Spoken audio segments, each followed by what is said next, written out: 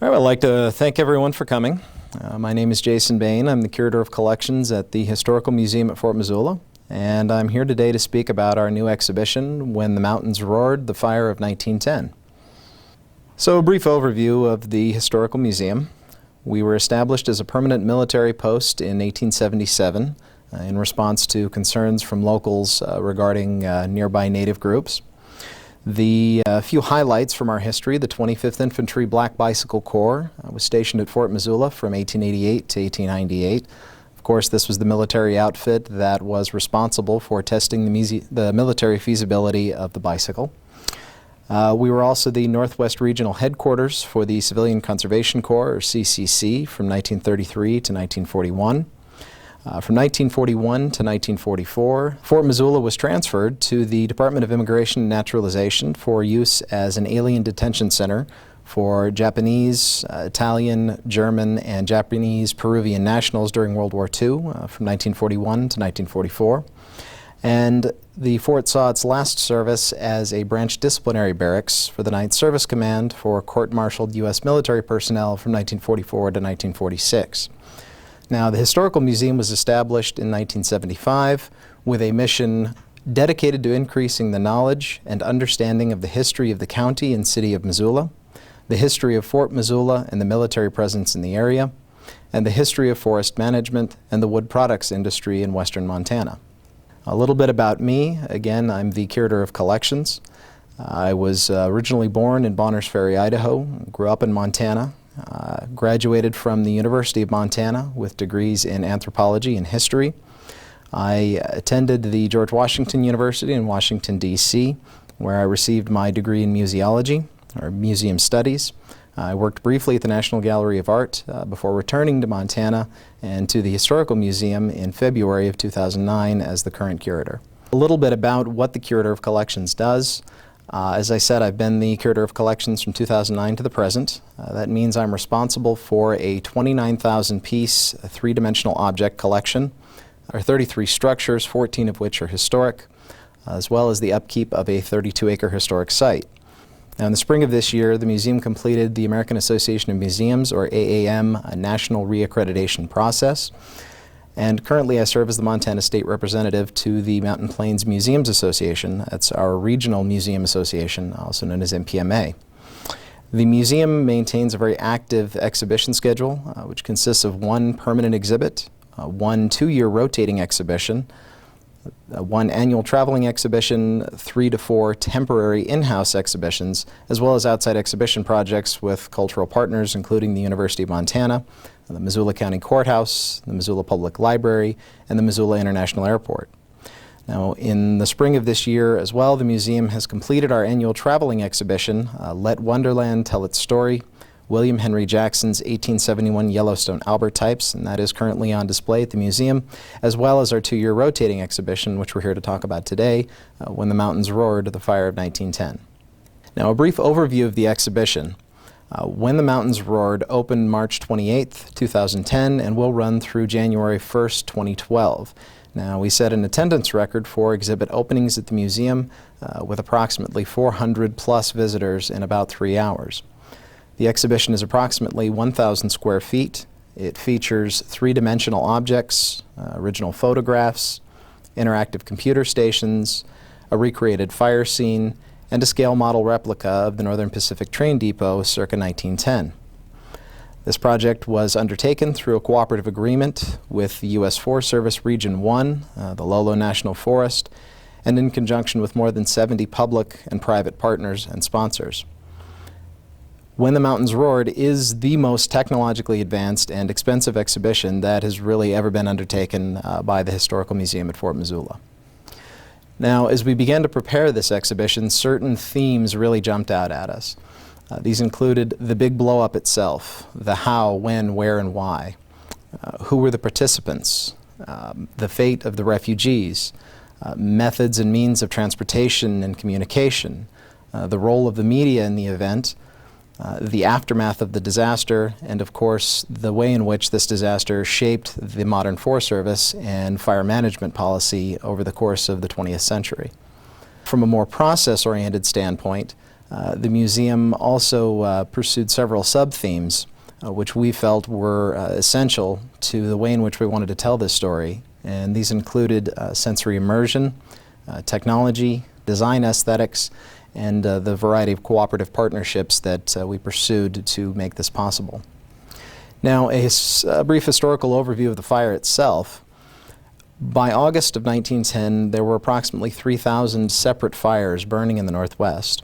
Unusual August weather conditions had resulted in a combination of separate blazes, an event which thereafter came to be known as the Big Blow-Up. Now, the Big Blow-Up was 185 miles long and 65 miles wide. This was a massive fire that stretched from the Nez Perce National Forest in Idaho through the Clearwater to the Coeur d'Alene and eastward over the Bitterroot mountain range.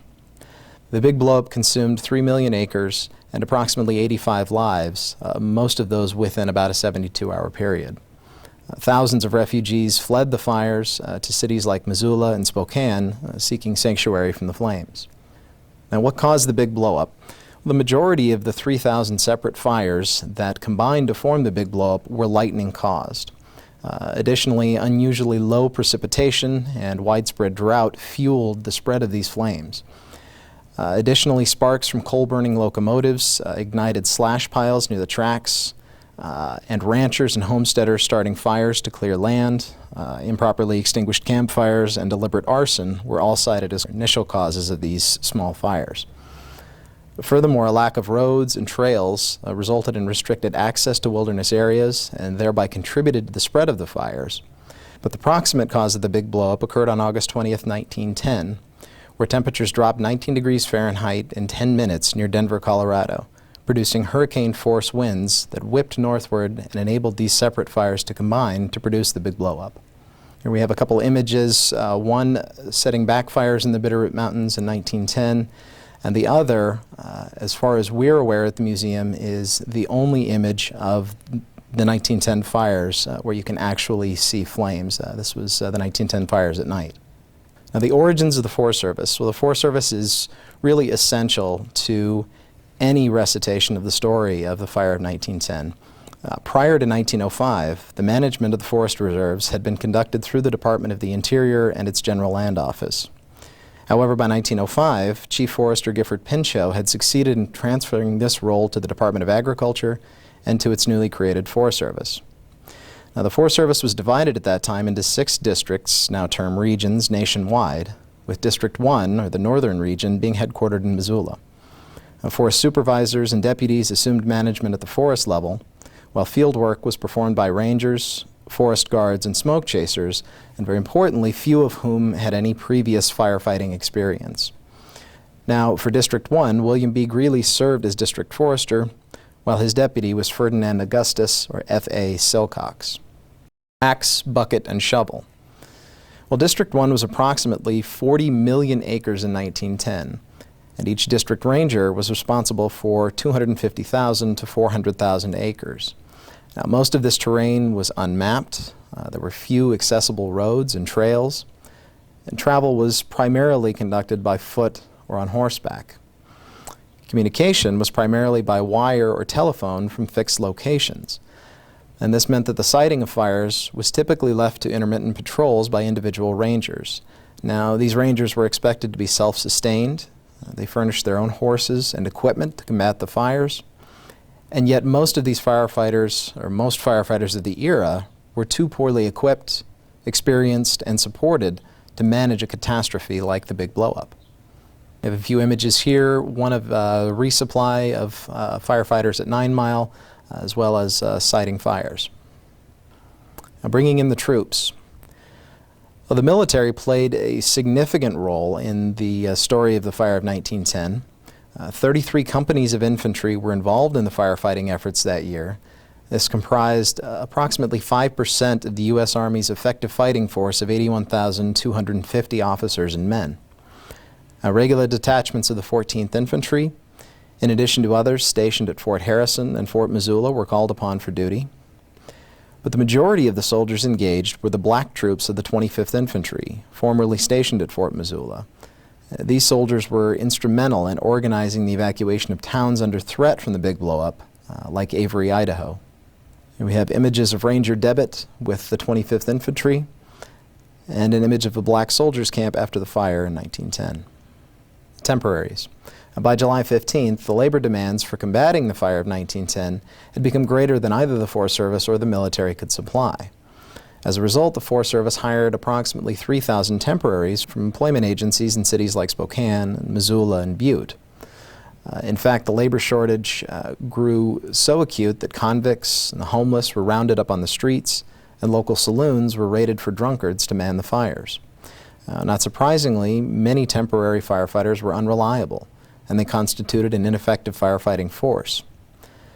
Additionally, temporary firefighters were often foreigners, a migratory labor force working for the railroads or the mines, whose crews consisted of Austrians, Bulgarians, Greeks, Hungarians, Italians, Montenegrins, Persians, and men from at least 10 other countries. And by the summer's end, there were more than 10,000 men in the temporary employ of the Forest Service. We have images of temporaries debarking the train at Avery, Idaho in 1910. And on the lower right, we have Lee Hollingshead on the left and Harvey Fern on the right. These were forest guards who were in charge of temporary crews during the 1910 fires. Railroads and trainmen were also involved in this story. There were two major train lines running through Missoula at that time. The Northern Pacific, which had arrived in Missoula in 1883, as well as the Chicago, Milwaukee, and Puget Sound, or the CM&PS, or Milwaukee Line as it's better known, which arrived in 1909. Now, both train lines burned or piled slash along their right-of-way, and sparks from coal-burning locomotives ignited many of the initial fires that year. Now, this was less of a concern for the Milwaukee Line, whose fleet consisted mostly of oil-burning locomotives, but far more of a concern for those locomotives of the Northern Pacific, which was still largely running coal-burning locomotives at this time. Now, compounding this situation, the Milwaukee Line's right-of-way had only recently been completed in 1909, thereby making for a very ready availability of fire fuels. Now, the trains bear a mixed legacy in the story of the fire of 1910, as the train lines started many of the initial fires, and yet the trains were also responsible for rescuing and transporting to Missoula and to Spokane scores of resultant refugees.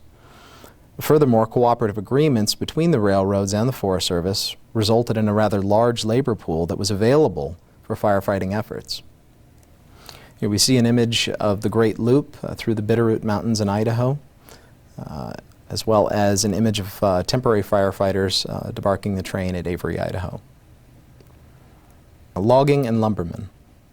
With over 500 employees in 6 camps, the Milwaukee Lumber Company harvested highly prized white pine up Big Creek in the Coeur d'Alene National Forest at the time of the big blow-up. At that time, lumbermen also cut timber for the Big Blackfoot Company in Bonner, and several of the fires in the 9 Mile Valley area were eventually attributed to slash piles from these logging operations. Now, lumbermen were anxious to protect their resource from fire, and early on formed forest protective associations that contributed to firefighting efforts in the West. Furthermore, lumbermen and timber concerns signed cooperative agreements with the Forest Service to supply firefighting assistance.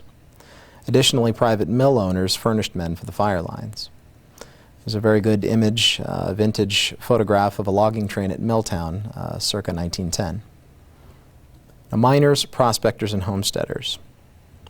Now, by 1910, Wallace, Idaho had become the largest lead mining district in the world, with a production valued at more than $20 million annually.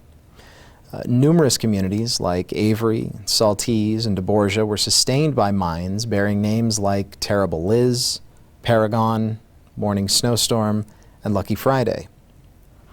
Now, many miners and prospectors joined the firefighting efforts, as mining communities with structures built of wood and with little, if any, organized firefighting force were at great risk. Furthermore, the mines themselves were prime targets for fire due to the wood stoles that were supporting their shafts. Now, the Homestead Act of 1862 opened federal land to settlement. But much more germane to our discussion, in 1906, a special Forest Homestead Act allowed patents on forest reserve land if the applicant could demonstrate agricultural use and inhabited the land for 6 months and a day. However, at this time, ranching or farming in the wilderness meant that first clearing the land by starting fires was a necessity. Now, most homesteaders or prospectors were isolated from the outside world and only learned of the big blow-up from a neighbor or by seeing it with their own eyes. Very few were connected to the outside world via telegraph or telephone. In fact, most were taken completely by surprise and either joined the fire crews or hurriedly packed their belongings and fled as refugees. Here's an image of mine stolls stacked and prepared to be shipped to the mines, as well as the interior of a prospector's cabin circa 1910. Now, the refugees. The refugees really tie Missoula into the story of the fire of 1910. The Milwaukee line brought workers and homesteaders from towns along the Idaho-Montana divide to Missoula until burning bridges and trestles prevented further evacuation. Northern Pacific trains, by contrast, brought refugees out of Wallace to places like Saltese and St. Regis, and finally into Missoula. Others were transported by rail to Spokane, while still others were taken to Thompson Falls from outlying communities. Now, for its part, Missoula experienced an influx of over 1,000 evacuees in the days after the big blow-up. These included patients from the Providence Hospital in Wallace. Local businesses, such as the Grand Pacific Hotel and the Missoula Mercantile, collaborated with the Chamber of Commerce to organize relief efforts. The stories of the refugees were reported in a steady stream of sensational articles published in newspapers such as the Daily Idaho Press and the Missoulian. Here we see an image of the Northern Pacific Railway Depot in 1910, as well as an image of Wallace, Idaho after the fire. So we get a sense of what these refugees were fleeing and where they were fleeing to. Transportation, iron rails and horsepower. Despite a regular horse-drawn stage and the rare automobile, travel by train was still the most practical method of human and freight transit in 1910.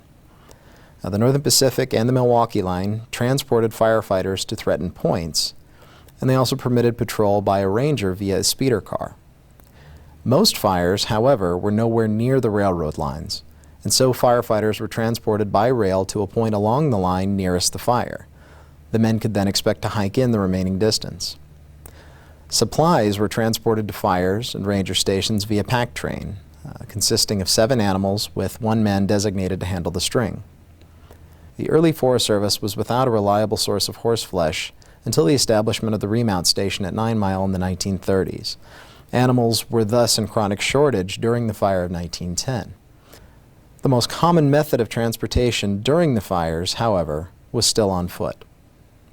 We see an image of a Wallace passenger train circa 1910, as well as an image of what a pack train looked like in 1910. Communication, steel wires. The mainstay of remote wilderness communications in 1910 was the single-wire, ground-return telephone line strung directly from trees using split-ring insulators. Most ranger stations were linked to a regular telephone line, and telephones were typically located at railroad sidings as well.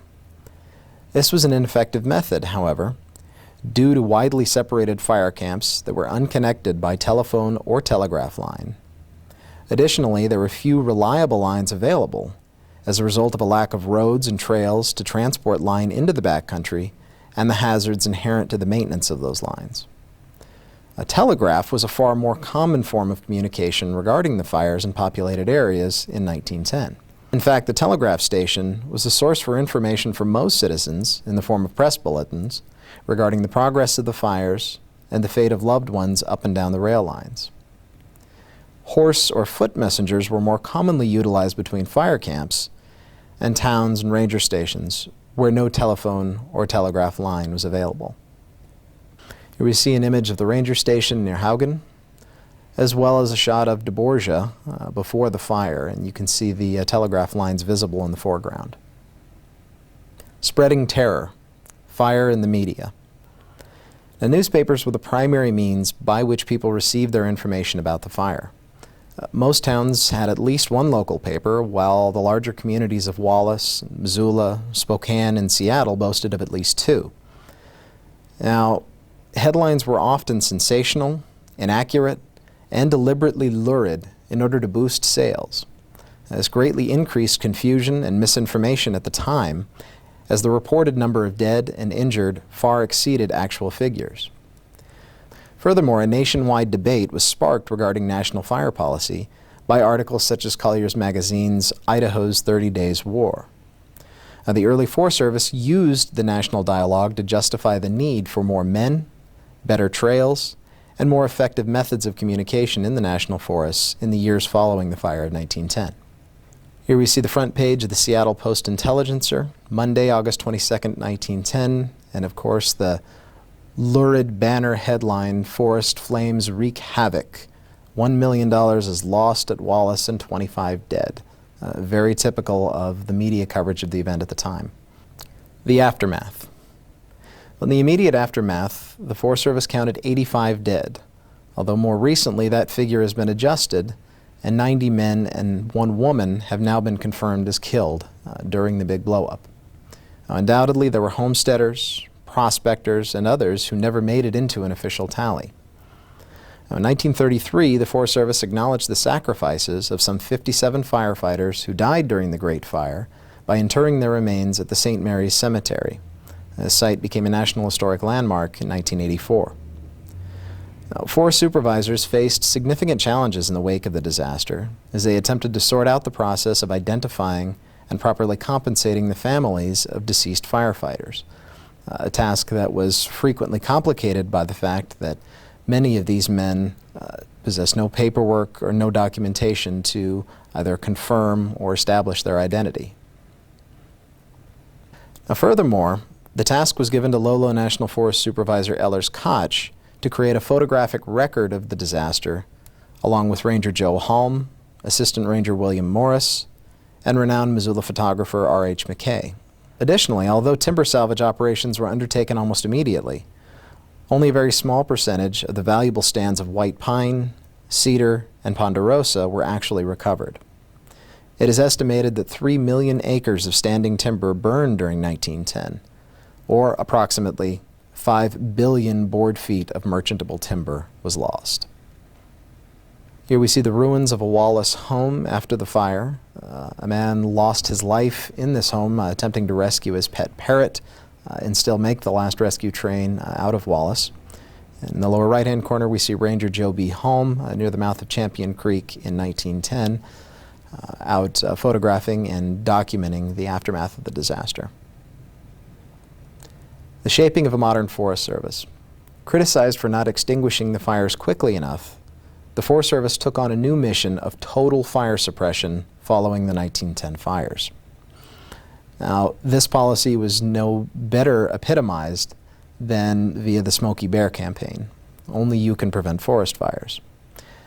Claiming a lack of men and supplies hindered the organization's capabilities, Forest Service officials successfully petitioned Congress to double the 1912 Forest Service budget from $273,000 to $499,000. Furthermore, the big blow-up dictated the practical field program for the Northern Rockies for decades to come, i.e., fire control, salvage logging, and replanting. Now, the fire of 1910 resulted in a host of legislative acts that further defined the means and methods by which the Forest Service would combat forest fires in the future. Now, the Weeks Act, signed into law in 1911, supplied the means of collaboration between the federal government and the states to accomplish fire prevention by allocating $200,000 to individual states to protect forested watersheds and by initiating a state and federal cooperative program. Following in 1924, the Clark-McNary Act broadened the scope of forest protection by authorizing the extension of the national forests and by strengthening the alliance of federal and state agencies and private timber concerns. Finally, the 10 a.m. policy, adopted in 1935, dictated that all forest fires must be under control by 10 a.m. the morning following the initial report of the fire, or the following morning at the same time. Just 2 years after the big blow-up, Forest Service employees strung nearly 2,200 miles of telephone wire, although radio would become the mainstay of operational communications in the wilderness by 1930.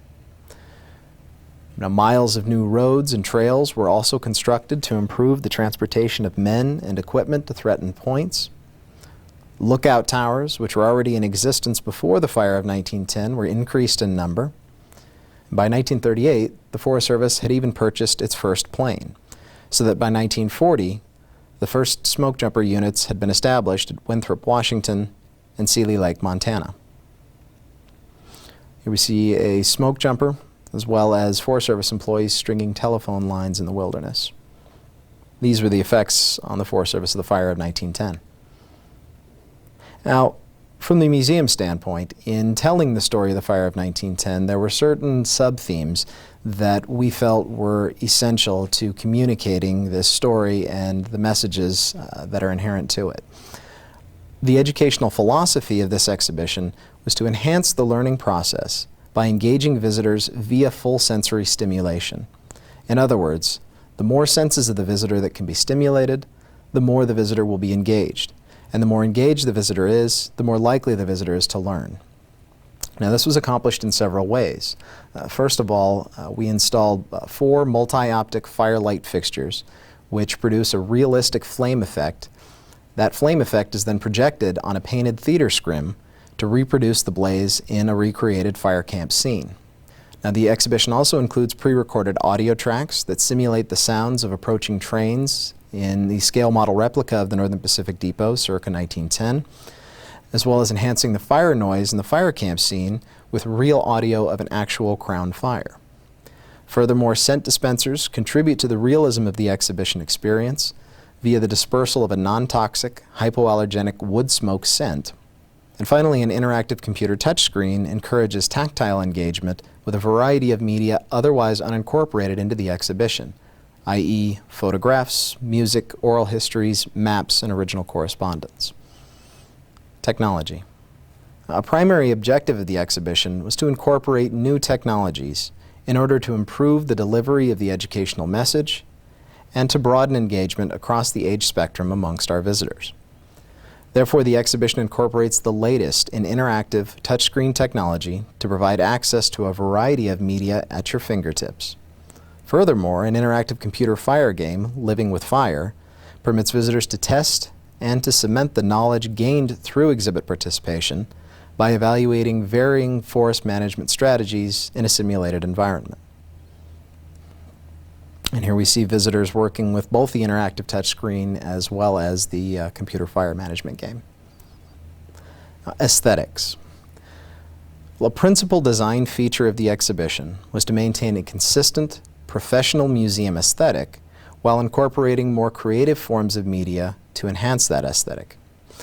To this end, all text panels in the exhibition were printed on industry-standard extruded polyplastic material with background watermark photographs corresponding to exhibition section content. Furthermore, 2 original wall murals were commissioned, painted, and installed by a local scenic artist. Now, one mural was designed as a transition technique between exhibition sections. In other words, the content of the mural provided a bridge between one section of the exhibition and the next, while the other mural was designed to visually extend the 3-dimensional space of the Northern Pacific Train Depot recreation by extending the physical recreation into a flat wall space. In other words, the second mural provides the visitor with the view that he or she would have standing on the Northern Pacific Train Depot facing west back towards the fires. And here we see images of both of those 2 murals and the way in which they are incorporated into the physical space of the exhibition. Cooperative partnerships. Finally, at the museum, we felt it was critical to the success of this exhibition project for the museum to develop and to maintain cooperative partnerships with a variety of parties. Now, such partnerships ensure access to the widest range of requisite collections material, as well as the latest developments, trends, and technologies within the museum field. Now, these partnerships also afford the incorporation of the widest and most informed range of views, perspectives, and opinions pertaining to exhibition content. And finally, and most importantly, these cooperative partnerships foster community buy-in and ownership amongst the community of the final product. The idea is that we wanted to make the Missoula community feel as if this was their exhibition and their story. And here we see a brief list of some of those partners that we've worked with. Of particular note, the U.S. Forest Service, Region 1 Archives, of course the Mansfield Archives, the University of Montana, the Missoula Fire Sciences Laboratory, and of course what we're doing here today with Missoula Community Access Television. Thank you for coming. I hope you've enjoyed the presentation, and hopefully we will see everyone out at the museum very soon to experience our latest exhibition, When the Mountains Roared, the Fire of 1910. Thank you.